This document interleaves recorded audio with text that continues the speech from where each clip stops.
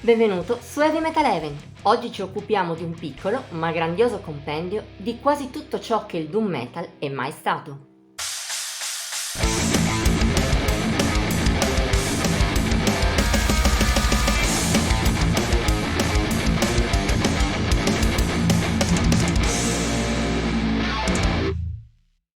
All'esordio non sempre una band ha le idee chiare. Con l'urgenza dei tempi moderni, anzi, negli ultimi decenni, sono uscite montagne di debut album frettolosi e senza direzione. Sono, con ogni probabilità, la maggioranza assoluta del totale.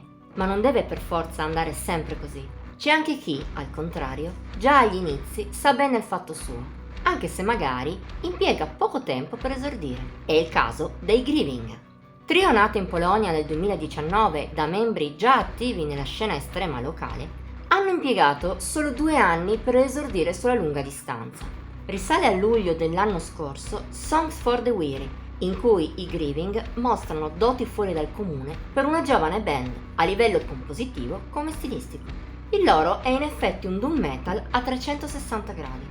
Tende a spaziare molto tra tutte le incarnazioni meno estreme del genere, a volte toccando anche lidi più aggressivi. E con coerenza. I polacchi non mischiano i loro vari elementi in una cozzaglia senza capo né coda. Riescono anzi ad amalgamarli con abilità in uno stile unitario. Pur non essendo troppo originale nelle varie componenti, il risultato ha una forte personalità complessiva.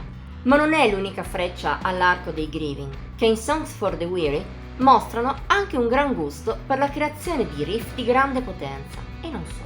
L'abilità principale dei polacchi, in effetti, sta nel rendersi immediati. La loro musica ti rimane in mente già dopo pochi ascolti, un fatto non scontato in un genere come il doom. Merito in primis della registrazione, non perfetta e però nitida e incisiva al punto giusto per valorizzare la pesantezza del gruppo. A fare la vera differenza è però una caratteristica rara in una band all'esordio, ossia la varietà interna della scaletta. Ogni suo brano ha la sua personalità ben definita, senza che vi siano mai ripetizioni.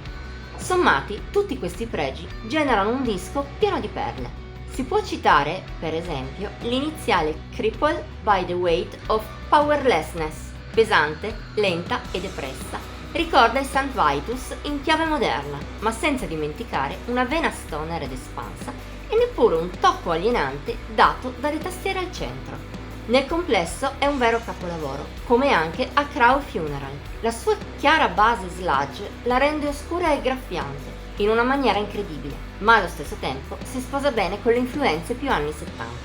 Non parliamo poi dell'escalation centrale, di impatto angoscioso assoluto. Sono i 2 picchi del disco, ma in realtà ogni canzone ha un suo perché. Dalla velocità e le ritmiche vintage di stampo Black Sabbath di Witch Hunt Eternal, alla lenta psichedelia quasi ambient della conclusiva Lucifer Wept, tutto funziona bene, persino Foreboding of a Great Ruin. È il brano meno bello e più anonimo di Songs for the Weary, ma rimane un ottimo numero 1.